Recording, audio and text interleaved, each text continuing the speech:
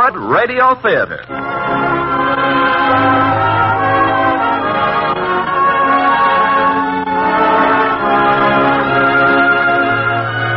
Starring Charlton Heston and Donna in The Naked Jungle.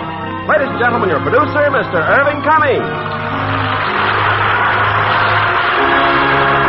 Greetings from Hollywood, ladies and gentlemen. Tonight we bring you the unusual romance of a beautiful bride who traveled into the wilderness to meet her husband for the first time. A proud and ruthless man who built a huge plantation in the naked jungle, only to have his entire fortune threatened by an army of man-eating ants. And as our stars of this current George Pal production for Paramount Pictures, we have one of our most charming Academy Award winners, Donna Reed, and handsome Charlton Heston, who will recreate his role of the courageous adventurer. Now, Act One of The Naked Jungle, starring Charlton Heston as Christopher Leiningen and Donna Reed as Joanna Leiningen.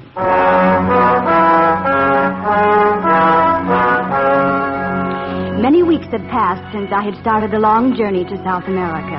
But now the end was almost in sight. There were only 3 others aboard the tiny riverboat: the captain, his helper, and the government official.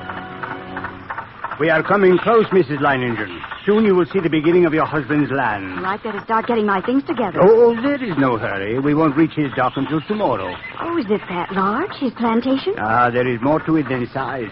It is another world. And your husband, more powerful than a king. Do you know him well, Commissioner? I have known Mr. Leiningen since he first came here in 1886, 15 years. But no, I do not know him well. But you know all about me, don't you? You haven't mentioned it, but I'm sure you know all about me. You are 25 years old, you come from New Orleans, and you married Mr. Leiningen by proxy. You have never seen each other. Yes, you know a great deal. When your part of the marriage ceremony was performed, Mr. Leiningen's brother acted in his place. When the marriage by proxy was performed here, I took your place. You know, I was very good. I also performed the ceremony. You're practically one of the family. Well, as commissioner of this area, I have to know everything. And besides, I am what you call nosy. Will you be stopping off at my husband's plantation? No, Mrs. Leiningen, but I wish you much joy in our marriage to Mr. Leiningen. Oh, thank you. But you still haven't told me anything about him, you know. Well, in a few days on my way back, I will visit with you. By then, you will know more about Mr. Leiningen than I do.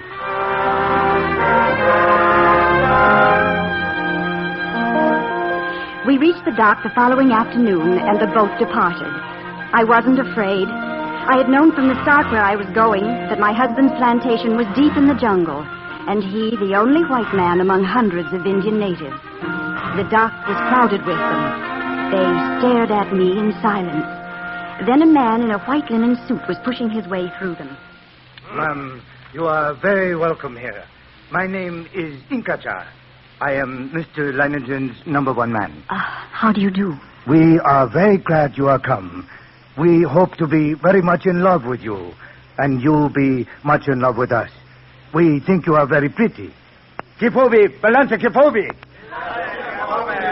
And my people, they wish you well. Thank you. Ma'am, whatever you desire, you will ask me. But may I ask where Mr. Leiningen is? I expected to meet him here. Ma'am, he is coming from jungle. He is very dirty. He does not wish to see you like dirty man. Carriage is waiting, ma'am. I take you to house. Thank you.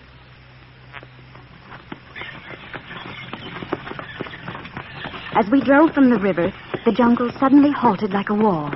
Beyond, on low, rolling hills, was the plantation. Trees, cocoa trees, miles and miles in every direction. He has done all this, ma'am, Mr. Leiningen. It is beyond belief the things he has done. Indeed, the house was beyond belief. Little less than a palace in the jungle. And it struck me that all this seemed too magnificent, too new. And I wondered if anyone had ever really lived here. I had bathed, changed, and unpacked my trunks before he finally knocked at the door. Leiningen, madam. Come in, please. I was unable to meet you at the dock. Yes, I looked for you. You will forgive my appearance, madam. The jungle can be very hot and dirty. My name is Joanna. I know that. Why are you smiling? I'm just trying to be friendly. I don't like humor in a woman. It's been my experience that such an... Truly, I'm not being... And you interrupt. You don't like being interrupted? No. But never mind, you'll get used to me. I hope so. Frankly, you're not what I did expected. Am I worse or better? Just more. More than I expected. Well, I think if I study that a while, it may turn out to be a compliment. Are you making fun of me, madam? Oh, I'm sorry. I know this must be as difficult for you as it is for me. I might not be what you expected. Not quite the gentleman you might have pictured. I hope we're not going to quarrel. I am your wife, and I intend to fulfill my obligations as happily as I may. I want to please you. Madam, you know my situation here. This plantation is a great distance from civilization. I could not leave it to find a wife, but I wanted a wife. Your brother explained all that to me. You want a family, so do I. You're very... Bold? Never mind. What I want to say is this. Our contract, marriage by proxy, is not an uncommon way to get a wife in the jungle. Only you are uncommon. How did my brother find you? He advertised in the newspapers. And picked you? Well, not exactly. I didn't apply, but he asked me to read the applications and help him choose a wife for you. I finally decided I should be much better for you than anyone else. Indeed. Your brother didn't agree with me at first. He's a very stubborn man. It runs in the family. I know why my brother picked you, but what made you decide to marry a man you'd never seen before? Your letters to him. I could tell how lonely you were. I knew you needed me. I don't need anyone. Not even children? I suppose I'm to consider myself fortunate you came down here. If I had thought there'd be any doubt about it, I would never have left New Orleans. You're here, and you're welcome. We do things by schedule in the tropics. We eat early, we go to bed early. Dinner is at 7 o'clock.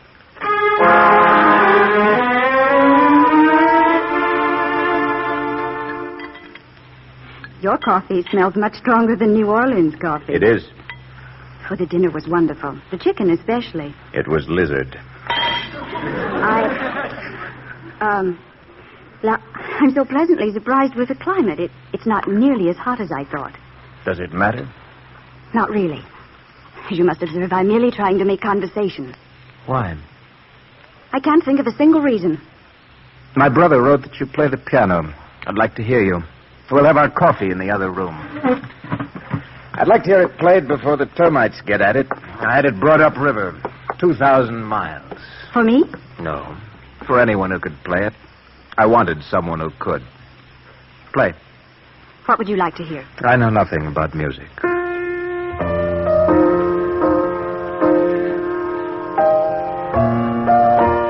You speak any languages? Would you care to converse in French? I don't speak French. I was merely trying to see if you were everything my brother said you were. Yes. I am exactly as represented. I speak French and German. I play the piano, converse intelligently, and have very nice teeth. Would you care to count them? You also have a temper. And you don't like a woman with a temper, do you? I don't mind. I have a temper myself. Well, you surprise me. You're very beautiful. Intelligent, accomplished. There must be something wrong with you. I'm not that lucky to get a perfect woman just like that out of the grab bag. There's something wrong somewhere. I thought you didn't like me, that you were disappointed in me. Instead, you're afraid of me. You think so? You're looking for a fault in me. Anything so you can ignore me. You know a lot about men, don't you? You wanted an ornament, something nice-looking to do justice to the rest of the furniture. Brought up the river with great difficulty. Just to keep it dusted and see that the termites don't get at it. That's the kind of wife you wanted. Instead, you got me. And you're afraid of me. I said you know a lot about men. More than you know about women. Where did you learn? From what man? That's it, isn't it? That's what's wrong. You've been with another man. I was married? Didn't your brother tell you? No. He left that out. Everything else about you. Everything. But that. He knew. He should have told you. Perhaps he knew me better than I thought he did. How long were you married? Well, nearly a year. He was killed. Killed? How? He drank. He was gay, charming, and usually drunk. One night he went out riding. Very gay, very charming, very drunk. The money you sent to pay my debts paid his. So he was no good. He was the kindest man I've ever known. He was a weakling. You didn't like him. I loved him. What about the others? Were there others, Mr. Leiningen? Did your brother withhold information, or don't you believe him? Madam, you've seen my house. It took me 7 years to build this house, to make it what it is in the heart of the jungle. It's what I wanted, and I built it. I wanted it filled with beauty. I wanted a family I could be proud of in this house that I'm proud of, and the land that I took out of the river and the jungle with my bare hands. The only condition I ever made about anything I brought up the river was that it be unspoiled, worth the effort. If you will excuse me... I'm not finished with you, But madam. you are. Good night, Mr. Leiningen. I did not see him again until the following afternoon. He sent Inketer to the house. If I wished, Mr. Leiningen would show me around the plantation. We went on horseback. For several moments, we rode in silence, and then... You'll observe that in almost every direction there are canals and locks. Without these locks, my entire plantation would be under the river, where I got it. Took me 5 years to get a foothold here. I started with 20 acres and 4 men. I was 19 years old.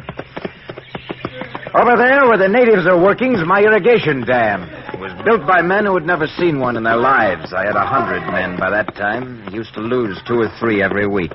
Headhunters.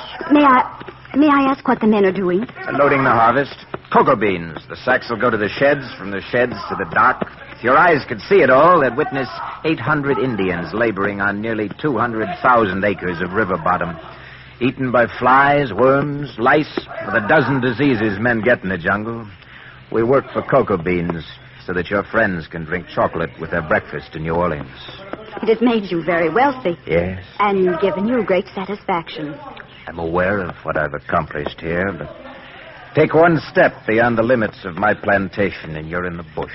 The living jungle where no man has a name and the only law is to stay alive. In the jungle, man is just another animal. I don't believe that. You see that man over there? He's Katina, my foreman. He's one of the first men who worked for me. Katina's more civilized than the rest. He's like Inketer. He has Mayan blood. He looks very intelligent, Katina. He carries a pouch over his shoulder. It contains his proudest possession. It makes him a superior person. What is it? Katina! Observe it, madam. But what is it? That's a human head he's holding. A shrunken human head. We'll go back to the house, madam. I must start to learn my way around, mustn't I? There will be no need of that. You will never leave the house unattended.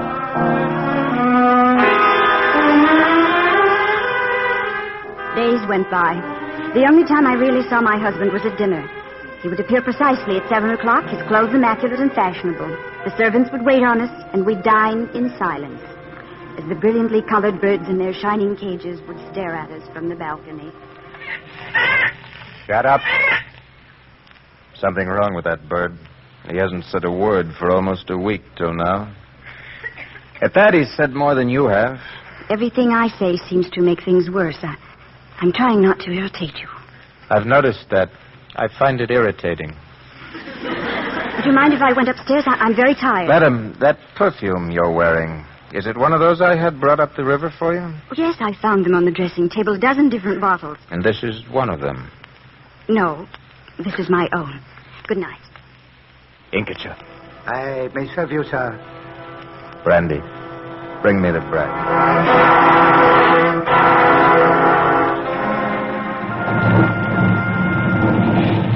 It was storming outside, violent and beautiful. I sat at the window of my bedroom, fascinated by the fury of the wind and the rain. More than an hour went by, and then, suddenly, the door of my room burst open. And he stood there, glaring, towering.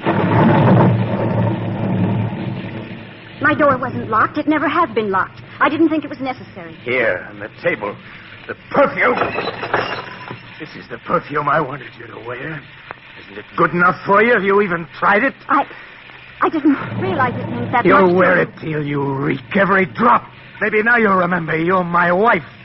Leiningen's woman. You'll wear my perfume and you'll take my kisses. Now, do you know who you are? Now do you know? Leiningen's woman. I'm sorry for you. This won't happen again. It doesn't matter. That isn't what I meant. I'm not interested in your opinion. I want you to leave. I'll see that you get money, enough to make it all right that you came all this way. But I want you to leave. The boat will be back for you in a few weeks. That will be the end of it, you think? I made a mistake marrying someone I'd never met, but you made a mistake coming here. No. I was looking for something, and I was willing to risk anything to find it. The strength and purpose that was missing in my first husband. He was a weakling.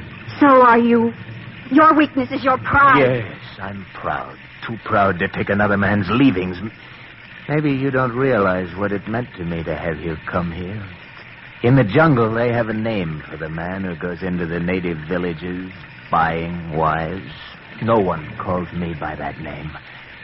You said I didn't know anything about women? You were right, madam. I know nothing about women. Nothing at all. I thought about that when I saw how you were. I couldn't understand why it was so important to you that I had been married before. Then I realized. That's why I'm so sorry for you. I'll have your door repaired. Afterwards, until your boat comes, whether you lock it or not, doesn't matter to me.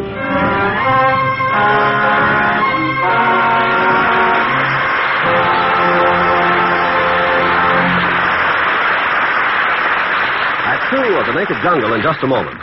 Letters that come to this show from servicemen bear postmarks from all over the world, and it's plain to see that, well, they're having a wonderful opportunity to observe new customs and traditions among people of other lands. They're finding out, too, that these ideas of other people aren't so strange after all. They take the matter of dancing as an example.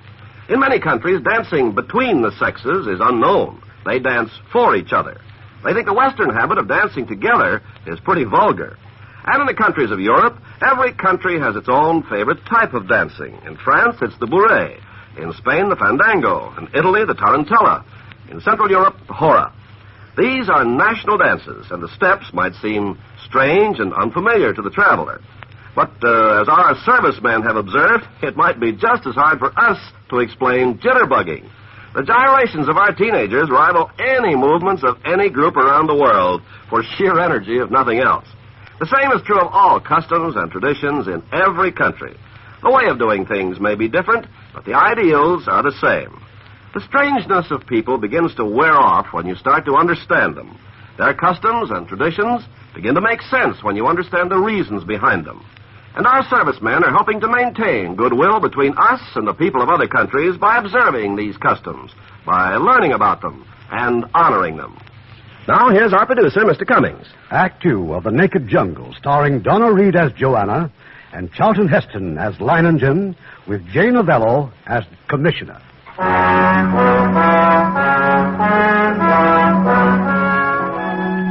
More than a week passed. We continued to live like strangers, my husband and I. And then one night we had a guest. The commissioner had returned.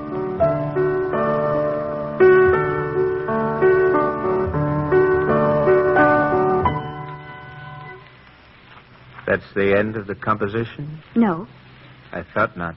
Finish it. I can't. Then start again. I'd rather not. I'm sure the commissioner would be disappointed not to hear more. Perhaps Mrs. Leiningen is tired. I will be looking forward to a full recital on my next visit. I'm sorry, but I won't be here. Won't be here?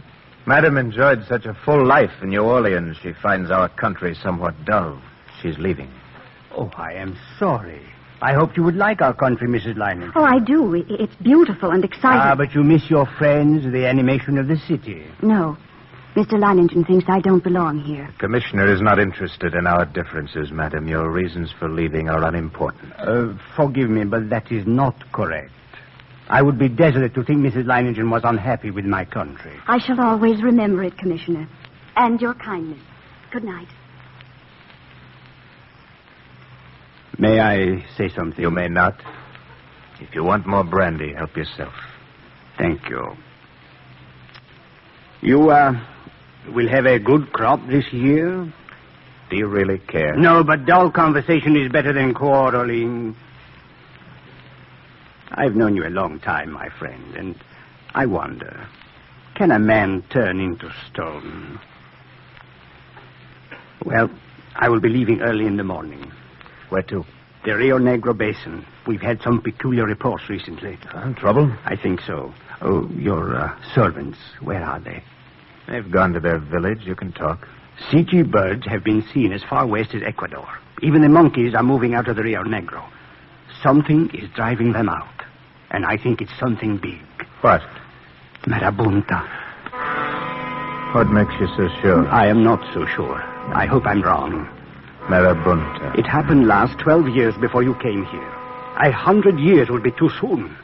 And meanwhile, I have to run down the rumors. How do you plan to go there? Upstream to the mouth of the Baramura and then across to the big river. Why? I'll go with you. We can take the woman as far as the Baramura. She can get in the mailboat there. You want her to go that badly? If it's Marabunta in the Rio Negro, she'll be glad to go. Yes, it is best for her to leave. You're frightened?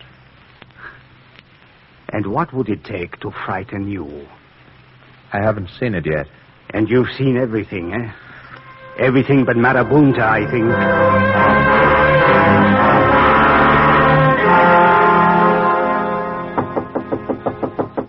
Who is it? Leiningen, madam. May I come in? The door is open. I didn't wake you up. No, I've been reading. Please don't be disturbed. I'm not, Mr. Leiningen. My name is Christopher. I haven't asked before, but I hope you've been comfortable here. These rooms, they used to be mine. I thought you might like them. I do. Oh, perhaps while you're here, you'll open that closet door for me. It seems to be stuck, and you're very good at opening doors. It's rusted. Things rust very quickly here. Or rot away. What have you been reading, Joanna? I found it in your library. Poetry. Oh, I don't read much myself. I bought all those books by weight. 800 pounds of books is what I ordered.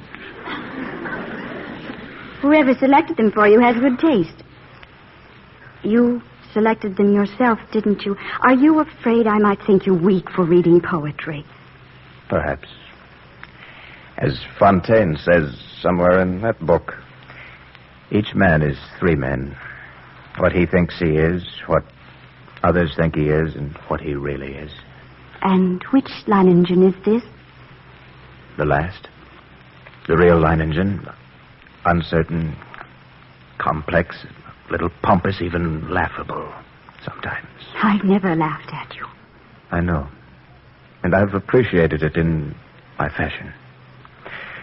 I've written a letter to my brother in New Orleans. When you get there, give it to him. He'll make all the necessary arrangements. I'm leaving right away, Parent. Tomorrow. The commissioner and I are going up country. You'll go with us. You can book passage there in 2 or 3 days instead of waiting until next month. I hadn't realized you were in such a hurry to see the last of me. It's not that. The hurry, I mean. It's not wanting to get rid of you. It's just I don't like what's happening to me. I think you're sorry about tonight. I tried to embarrass you before the commissioner. I'm not like that usually. I don't like to hurt things. I was hurt, but I'm over it now. When you're home again, you'll realize it was better to end it before it began. You'll be happier with your own kind. Someday you'll find what you're looking for. I hope you will, too. Yes. Well, I wanted to say these things. We won't have the opportunity to talk on the way. Then this is goodbye. I'm sorry it started the way it did. I don't know what went wrong. I suppose I'd never be able to get it out of my head that you loved another man before me. I don't know how to be second. I can only be first. That's very important, I know. Christopher, you don't dislike me anymore. I never did. Good night, Joanna. Once again, I was at the dock. There were 2 canoes, the commissioner's and my husband's, manned by half a dozen natives. Just before we left, my husband had a final word with Incature. Sir, there was drum talk last night. I know, I heard it. Something coming, drum say. They say what? No, just something coming, sir. Very big trouble. Better you come back fast. I'll be back as soon as I can. Are you ready, madam? He's ready. We're waiting for you. Madam, there are 14 varieties of river bugs where we're going. We're used to them, but they'll find that dress you're wearing very inviting. Thank you, but I'm sure I'll manage to survive. And let's be on our way.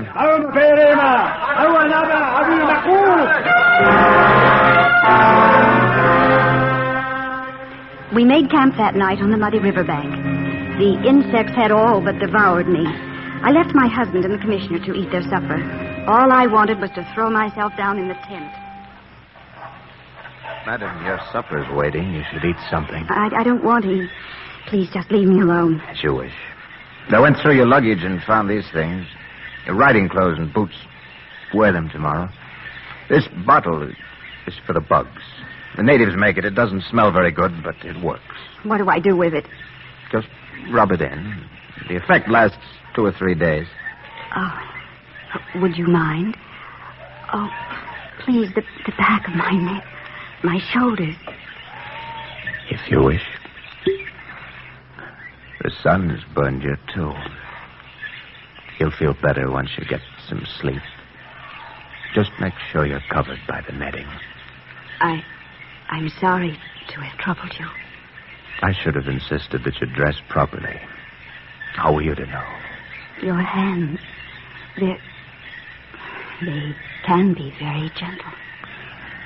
I wish that you and I... What do you wish?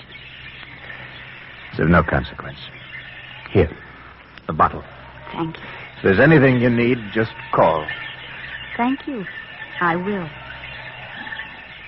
I could hear them talking, low, in whispers until I fell asleep. Then suddenly I was awake again, cold and frightened. But it wasn't a dream. Something had awakened me. Mrs. Leiningen, are you all right? What is it? Come over here to the fire. Something woke me. We as well. Took us a while to realize what it was. It's the silence. I've never heard the jungle like this before. This silence. Well, there's one way of waking up any life in there. Cut! Buonanotte!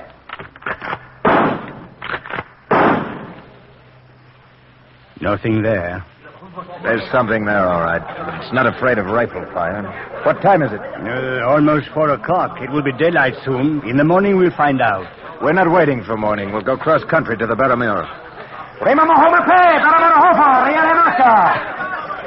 I just don't understand what it is you're... There's something we have to find out. There's a native village some 15 miles from here. They can tell us what we want to know. But we'll have to cut through the jungle. It's the quickest way to reach them. What is it they can tell you? You'll know about it soon enough, madam.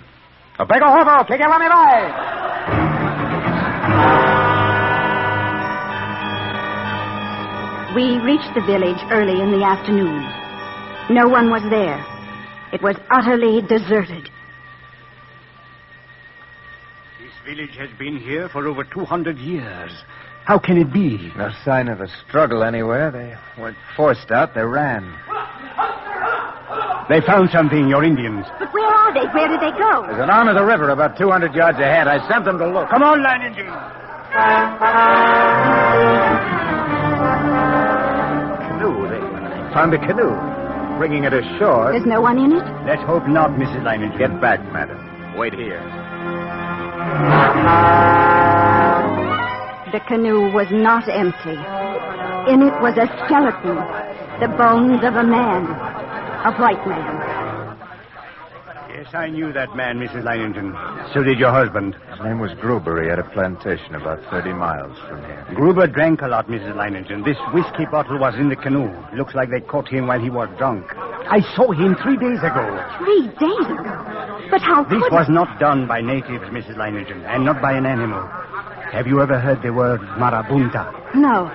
No, what does it mean? Means we're wasting time, madam. I don't know much about you. I'll have to take your word. Do you have courage? Yes. Yeah, I mean a lot of courage. I'm not afraid. She's not going with us. We can't leave her here alone. Keep the natives here. They'll stay with her. For about 5 minutes, for as long as we're in sight. They know, Commissioner. We have to take her with us. What about the boat I'm supposed to meet? There won't be any boat, not now.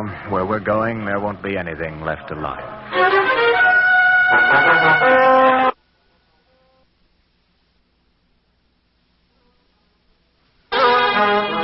Some 2 hours later, they found what they were looking for. A sharp rise of ground, a sort of summit commanding a good view of the jungle for miles around. Straight ahead was a valley, but like no valley I had ever seen before. Marabunta. Madam, what you see was once jungle. As green and dense and powerful as the jungle to the left and the jungle to the right. Now it's only naked stumps. The skeleton of a jungle. That ground down there, it's moving. Is it? It is moving. It's rolling, like an ocean. That ground which you say is moving is several miles away. But what is it? That mass, that red-brownish mass, is alive. Marabunta, soldier ants, billions and billions of them on the march. For generations, they stay in their anthills. Then, for apparently no reason at all, they start to move.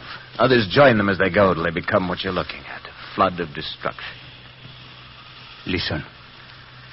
You can hear them. Oh. How do you stop them? You do not, Mrs. Leiningen. You just get out of their way. They're moving southeast, toward my place. Be there in a week.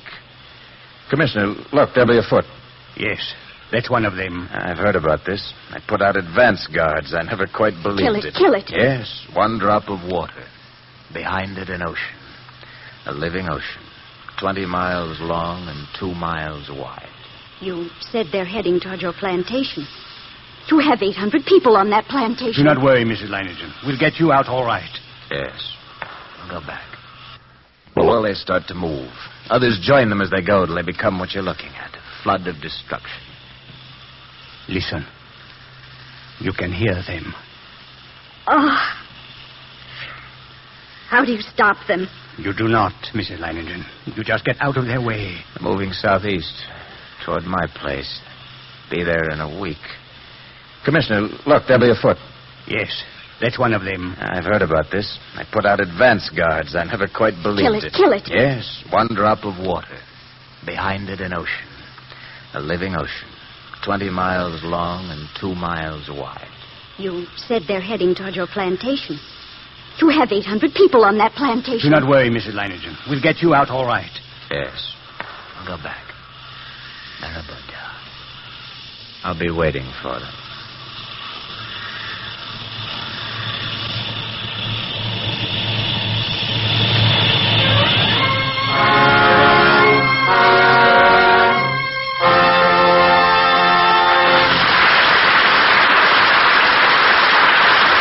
Make a friend, and you make an ally. There's a thought for you to keep in mind, as many another American has. Like Ralph Bunche. In 1947, he was sent to the Holy Land to settle the touchy Palestine issue. Throughout the negotiations, Mr. Bunche remained calm and in full control of the situation, as an ambassador of goodwill should. At 10 in the morning, he would begin his first conference. At 1 a.m. the following morning, he would stop for an hour of relaxation. Then, with a new inspiration, he'd go back to work. He exhausted everyone but himself, but he stuck to the job before him, and believe me, it was a job. The climax came when the Egyptians and Israeli hit a stalemate over the line separating the east-west fronts. Each refused any line drawn on a map because it would be a visible evidence of defeat. After a steady 20-hour debate, first with the Egyptian delegation, then the Israel, Mr. Bunche tactfully suggested that they draw no line on any map, but instead run the division along a certain road. Both delegations quickly accepted his suggestion. This was just one of many difficult situations Mr. Bunche smoothed out by skillful indirection. When the agreement was finally signed between the two countries, Ralph Bunche had won a two-way fight. He added 2 more members to the family of the United Nations and won worldwide admiration for his race. Like others, he learned that by helping others, you help your country.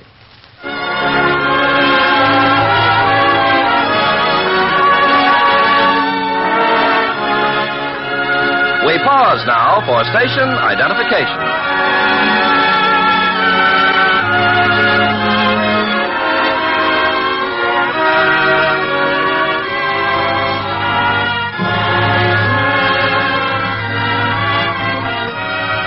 Curtain rises on Act 3 of The Naked Jungle, starring Charlton Heston as Leiningen and Donna Reed as Joanna, with Jane Novello as Commissioner. Our return to the plantation was made without pause for food or rest, and with us every moment of the way was the terrible awareness of how silent the jungle had become. But as we neared our journey's end, the silence was broken. By now, every Indian on the plantation had learned the dreaded news. Waiting for us at the dock was Inkich. It is true, Marabunta. Yes. The carriages and horses are waiting, sir. You will go to house? In a moment. How many desertions? Some have left, sir. Soon they will all be gone. Commissioner, you've not changed your mind? I have to keep on the river. I've got to get to a telegraph. If you stay here, you'll wind up like Gruber did. If there's a way of stopping the ants, I'll stop. If you don't care about yourself, think of your people. I am thinking of them. 15 years ago, I took them out of the jungle. If I leave now, they'll go back, and that'll be the end of civilization along the Rio Negro. I'm staying, Commissioner, and so are they. Madam, I'm running out of time. If you don't mind, I'll make this fast. You'll leave with the Commissioner. I'm sorry for everything that's happened. If you're trying to say goodbye, don't bother. I'm staying here. No, you're not staying. Get back in that boat. You're Indians. You want to keep them here. You need them to help you fight, and they're starting to leave already. If I leave, if they see me go, what about them? Will any of them stay if I go? You're quite a woman. You're right. You've both gone mad. Leiningen, you're up against a monster 20 miles long and 2 miles wide. 40 square miles of agonizing death. You can't stop them. I can stop something no bigger than my thumb. They are organized. They're a trained army, and they think. That's the worst part of these ants. They actually think. So do I. And I think you'd better be leaving. But you saw what happened to the jungle. While you're smoking a cigar, they could eat a full-grown bullock right down to the naked bone. They'll pick this plantation clean, and you with it. I'm staying if I can only hold enough ground to stand. They won't leave you that much. Get out, Leiningen. Get out while there's still time. Take what men you need. You'll have no trouble finding volunteers. Goodbye, Commissioner. Good luck. Leiningen, don't be a fool. Madam Inkicher will drive you to the house. Stay there. I'll join you later. Mrs. Leiningen, no. Get out while you can. Goodbye, Commissioner. Leiningen, don't be a fool! Leiningen!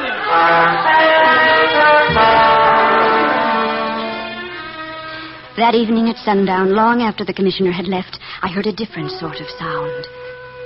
The servants in the house cowered in the corners and whispered their fears. Then my husband told me that this was what he was waiting for. The Indians, they're coming here now. Their council. What will they do? They'll assemble somewhere near the house. They want to be certain I'll hear what they have to say. They want to warn me not to interfere. You can't blame them if they want to leave. No, I can't blame them. I can only hope and do what I can.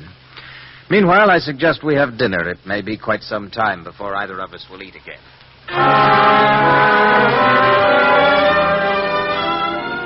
They entered the courtyard, some 50 Indians, quietly, orderly. And my husband stood on the veranda, stood like a statue, and listened.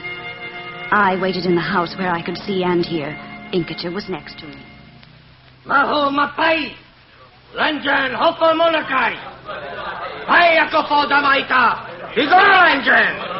Who is he, Inkicher? Ma'am, he is medicine man, very powerful. What did he say? He said Leiningen is not good man. He said this plantation no good. Your husband gives answer, ma'am. Leiningen not fearful. Leiningen in yete apachunin. Toka fora garite nana om. And Leiningen tell them he is not afraid. Leiningen's woman not afraid. And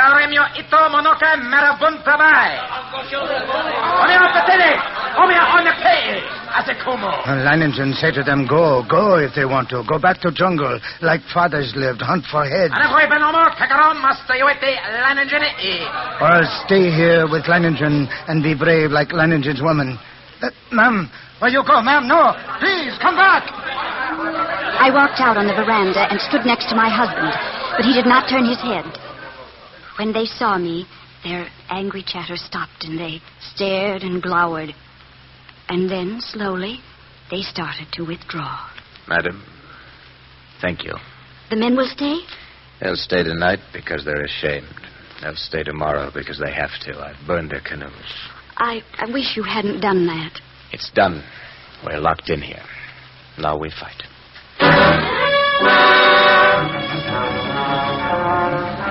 At daybreak, my husband posted lookouts in the tallest trees. Then he sent for Ingerch and Katina the forest. Go to the village, Katina. Tell them to bring their families here. They'll stay behind the walls of the plantation. Walls not stop Marabunta, sir. No. Not even walls 2 feet thick and 6 feet high. But in front of those walls, around the house, is the moat. I tell them come, sir. Ingerch, take 100 men across the moat. Cut down the underbrush, trees and branches. I'll bring oil, barrels of coal oil. When the time comes, we'll set it on fire. This moat will stop them, Christopher? One would think fire would stop them. But if the fire fails, yes, then there is the moat. 30 feet across. Like all ants, the Marabunta are strictly land creatures. They can't swim. Monkeys not swim also, sir. Even so, monkeys cross river. The intelligence of monkeys is more than ants and less than man. Even so, but when Marabunta come, monkeys run away.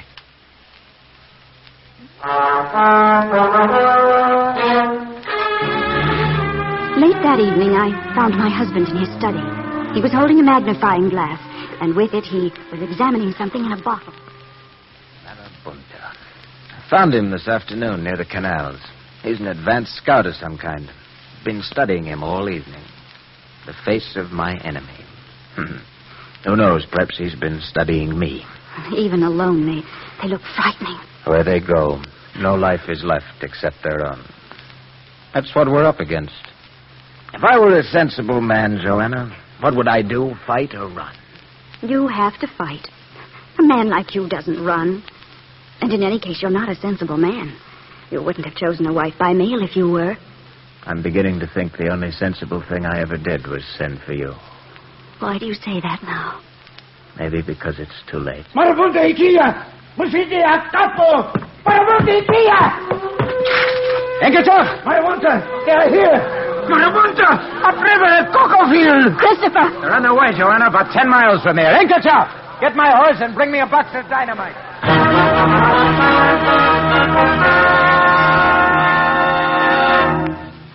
Christopher? You should have gone to bed, madam. It's very late. Dynamite frightened you? No. I blew up some of the bridges across the irrigation canals. Some of the fallen trees, things they might use to come closer. Well, I heard something else. It sounded like water. Yes, I opened the canals, the locks and sluices. Flooded the lowlands. Maybe it'll help. I don't know. When will they be here? Probably by daybreak. There's one thing left. The dam. The dam that holds back the full force of the river. If it's necessary, we'll open the dam. What does it mean, the full force of the river? The walls around this house are strong. Let's hope they're strong enough.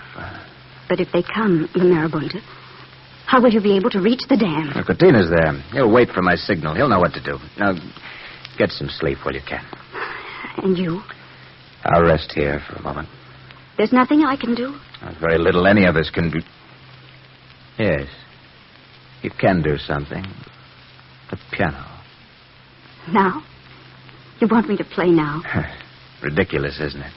Time like this? Not if it will please you.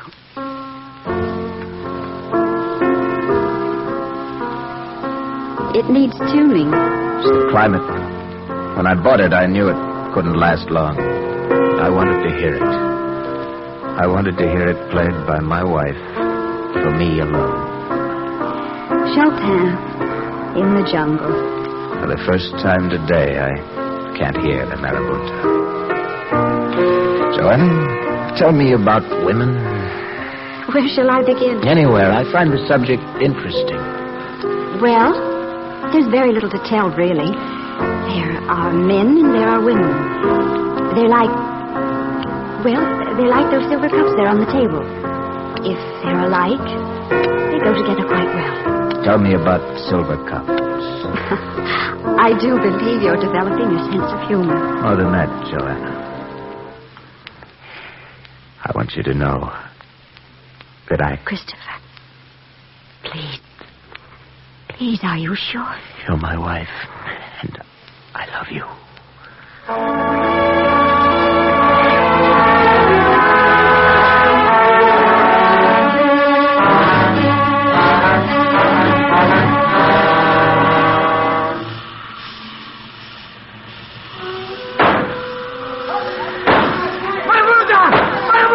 Signal the dam again. More water. I signaled to Katina 5-10 minutes ago. Nothing. No more water come. We need more water. It is too late, sir. Marabunta everywhere. Sir, where you go? I've got to get to the dam. Call in the men. Get them behind the walls. There's no time left for anything else. Order them back behind the walls and light the fire.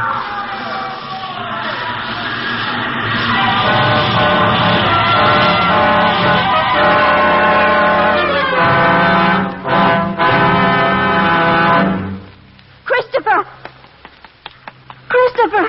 I'm here, Joanna. Oh, it's morning. Why didn't you waken me? No reason to. But the house... What have you done to the house? The furniture? Burned? Gone. Nothing left. Except our friend here in the bottle. What happened? He got to Katina before he could warn us from the dam. Dead? Picked clean. Even his proudest possession in what was once a leather pouch. By the time I opened the floodgates, they were already at the moat.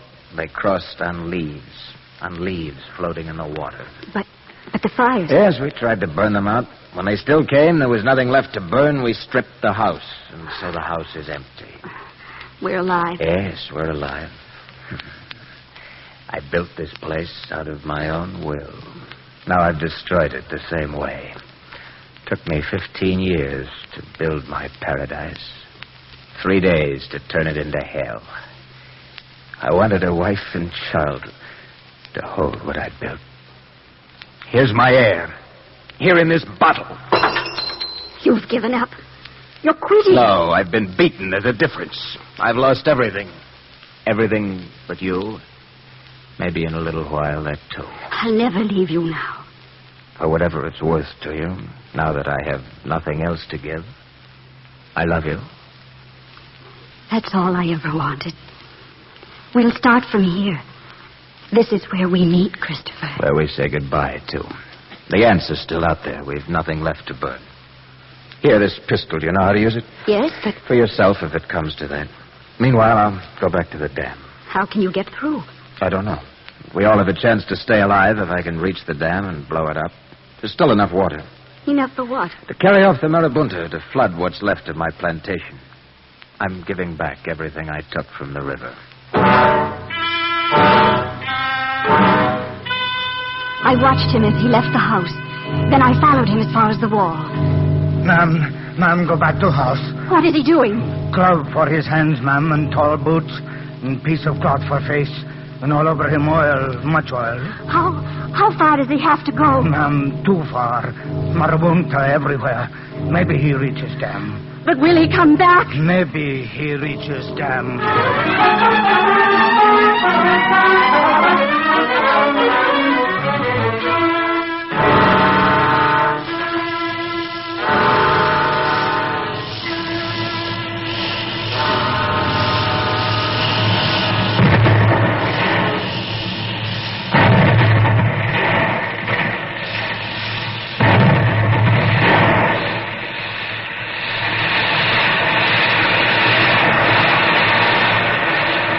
The torrent swept and roared across the land. And soon the land was gone and only the water remained. But the walls held fast. And when the water receded and withdrew, it carried with it the armies of the marabunta. And we were saved. Ma'am, look. Leiningen, come. The gates of the wall were opened. I saw him far off.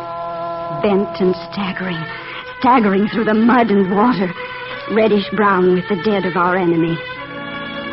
And I went to him. I went to my husband. Joanna. And I knew that we were one. That Leiningen and Leiningen's woman would start again.